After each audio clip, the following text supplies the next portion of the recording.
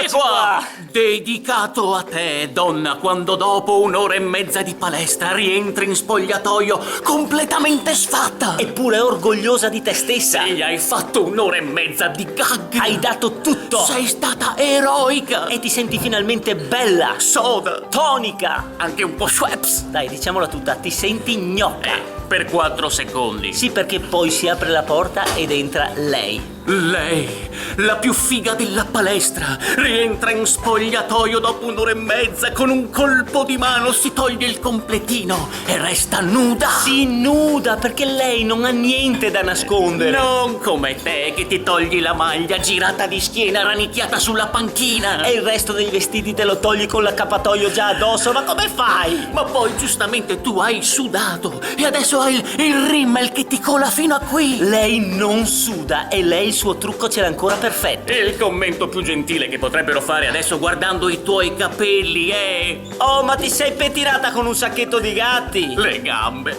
Ma non hai nemmeno il coraggio di guardartene, perché poi ti stai ancora togliendo via i pantaloncini della muta da sub che ti sei messa per sudare ancora di più. Anzi, si vede ancora il rimasuglio dell'esperimento che hai provato a fare. Metto uno strato di somatoline, così magari fa più effetto. Ecco, somatoline più sudore più pantaloncini della muta da sub ti hanno fatto venire fuori dei bubboni grossi così. Perché poi tu, furba, la sera prima ti sei fatta pure la ceretta. E in velocità anche, che se guardi bene in controluce hai dei peli neri alti così. E guardi lei che si mette la crema su questa pelle liscia, dorata, dalla quale 2, forse 3 volte l'anno lei si toglie un peletto biondo. Bling!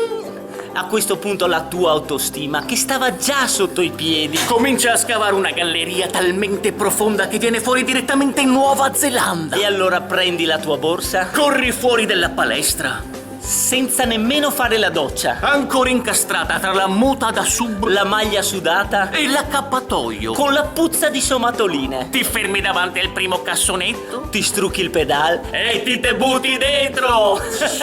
Amici, per qualsiasi informazione continuate a seguirci sempre sul nostro sito www.carloegiorgio.it oppure attraverso la nostra pagina Facebook ufficiale Carlo e Giorgio. E magari mettete un bel mi piace. E se questo video vi è piaciuto, condividetelo. Condividete!